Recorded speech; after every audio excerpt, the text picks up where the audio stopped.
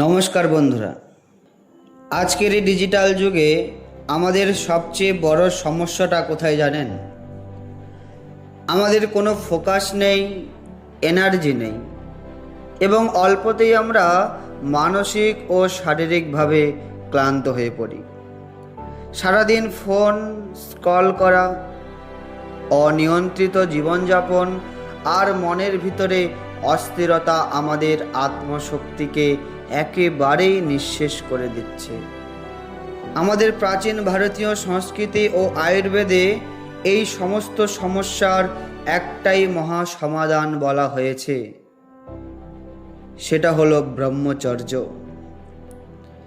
অনেকে ভাবেন ব্রহ্মচর্য মানে হয়তো সংসার ত্যাগ করে বনে চলে যাওয়া, অথবা শুধু বিয়ের আগে শারীরিক সংযম রাখা, কিন্তু তা একদমই নয়। সাধারণ গৃহস্থ বা ছাত্র জীবনে থেকেও কিভাবে ব্রহ্মচর্য মেনে নিজের মেধা, তেজ, মনোযোগ আরও 10 গুণ বাড়ানো যায়, আজকের এই ভিডিওতে আমরা তা বিস্তারিতভাবে আলোচনা করব। চলুন ভিডিওটি শুরু করা যাক। প্রথমেই বোঝা যাক ব্রহ্মচর্য শব্দটার অর্থ কী। ব্রহ্ম অর্থাৎ পরম সত্য বা ঈশ্বর, আর চর্যা অর্থাৎ বিচরণ করা, অর্থাৎ নিজের মন চিন্তাকে উচ্চতর চিন্তায় নিয়োজিত রাখাই হলো ব্রহ্মচর্য। আমাদের শরীরে যে বীর্য বা জীবনী শক্তি তৈরি হয়, আয়ুর্বেদ অনুযায়ী তা শরীরের সপ্তম ধাতু বা সবচেয়ে মূল্যবান উপাদান। আমরা যখন অনিয়ন্ত্রিত চিন্তা বা কাজের মাধ্যমে এই শক্তি অপচয় করি, তখন শরীর ও মন দুর্বল হয়ে পড়ে। কিন্তু এই শক্তিকেই যখন সংবরণ করে ভিতরের দিকে চালিত করা হয়, তখন তা ওজসে রূপান্তরিত হয়। ওজস হলো সেই তেজ যা একজন মানুষের মুখে দীপ্তি আনে, মাথায় তীক্ষ্ণ বুদ্ধি দেয় এবং চিন্তায় প্রগাঢ় ভয়হীনতা তৈরি করে। এখন প্রশ্ন হলো, দৈনন্দিন জীবনে আমরা কিভাবে ব্রহ্মচর্য পালন করব? এর জন্য 5টা সহজ কিন্তু অত্যন্ত কার্যকর নিয়ম মেনে চলতে হবে। যেমন প্রথম হচ্ছে আহার শুদ্ধি। আমরা যা খাই আমাদের মন ঠিক তেমনই তৈরি হয়। অতিরিক্ত ঝাল, মশলা, পেঁয়াজ, রসুন বা প্রক্রিয়াজাত খাবার শরীরে কামভাব ও আলস্য বৃদ্ধি করে। তাই ব্রহ্মচর্য পালনের প্রথম শর্ত হলো হালকা, তাজা ও সাত্ত্বিক আহার গ্রহণ করা। দ্বিতীয়, চোখ বা কানের নিয়ন্ত্রণ। চোখ আর কান হলো মনের দরজা। সোশ্যাল মিডিয়ায় অশ্লীল দৃশ্য, ভিডিও বা কোনো উস্কানিমূলক কন্টেন্ট দেখলেই মনে অহেতুক কামনার জন্ম হয়। তাই স্ক্রিন টাইম কমান এবং দৃষ্টিকে সংযত রাখুন। যত পারা যায় সোশ্যাল মিডিয়া থেকে দূরে থাকুন। 3 নম্বর হচ্ছে ব্রহ্ম মুহূর্তে জাগরণ। সূর্যোদয়ের প্রায় 1 ঘন্টা 30 মিনিট আগে অর্থাৎ ব্রহ্ম মুহূর্তে ঘুম থেকে ওঠার চেষ্টা করুন। এই সময় বাতাসে শুদ্ধতা এবং পরিবেশের শান্তভাব মনকে স্বতঃস্ফূর্তভাবে একাগ্র করে তোলে।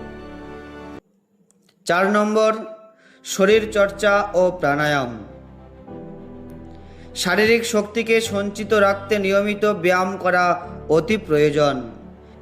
বিশেষ করে কপালভাতি ও অনুলোম বিলোম প্রাণায়াম করলে শক্তি নিঃসঙ্গ থেকে ঊর্ধ্বমুখী হয় এবং মনে শান্তি আসে।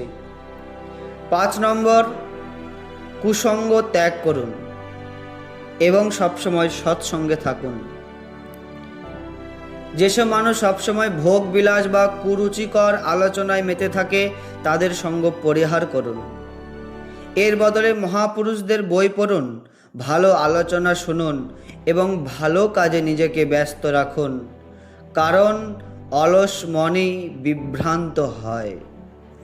অনেকে ব্রহ্মচর্য শুরু তো করে, কিন্তু কিছুদিন পর কয়টা ভুল করে বসে। আর ব্রহ্মচর্যের পথ থেকে নিচে পড়ে যায়। যেমন মনকে কখনো জোর করে চেপে রাখা যায় না। আপনি যত কাম ভাব থেকে বাঁচার চেষ্টা করবেন তা তত বেশি তাড়া করবে। তাই মনকে দমন না করে সেই শক্তিকে কোনো মহৎ সৃষ্টিশীল কাজে রূপান্তর করুন। অনেক তরুণ শুরুতেই নাইটফল হলে ভয় পেয়ে ভাবেন সাধনা নষ্ট হয়ে গেল। এটি শারীরিক পরিবর্তনের একটা স্বাভাবিক প্রক্রিয়া। এতে হতাশ না হয়ে সাধনা চালিয়ে যেতে হবে। একবার নিয়ম ভাঙলে নিজেকে অপরাধী ভাববেন না। ভুল থেকে শিক্ষা নিয়ে পরের মুহূর্ত থেকেই আবার শুরু করুন। ব্রহ্মচর্য মেনে চললে আপনি নিজেই নিজের পরিবর্তন টের পাবেন। যেমন আপনার স্মৃতিশক্তি ও সিদ্ধান্ত নেওয়ার ক্ষমতা বহুগুণ বেড়ে যাবে। মুখের ত্বক এবং চোখের আলাদা এক উজ্জ্বলতা বা তেজ ফুটে উঠবে। অহেতুক ভয়, বিষণ্ণতা, দুশ্চিন্তা কেটে গিয়ে মনে এক অসীম আত্মবিশ্বাস তৈরি হবে। ব্রহ্মচর্য কোনো শাস্তি নয়, এটি নিজের আসল রূপকে জানার পরম আনন্দময় এক সফর। বন্ধুরা, আজ থেকেই প্রতিজ্ঞা করুন, অন্তত আগামী 21 দিন আপনি এই নিয়মগুলো নিষ্ঠার সাথে মেনে চলবেন। ভিডিওটি ভালো লাগলে লাইক করুন এবং বন্ধুদের সাথে অবশ্যই শেয়ার করুন। আজকের ভিডিও এই পর্যন্ত। দেখা হবে পরবর্তী কোনো ভিডিওতে। আর যদি ব্রহ্মচর্য সম্বন্ধে আপনাদের আরও কিছু জানার থাকে আমাকে কমেন্ট বক্সে অবশ্যই জানাবেন। আমি চেষ্টা করব সেই বিষয়ে ভিডিও বানানোর জন্য। ধন্যবাদ।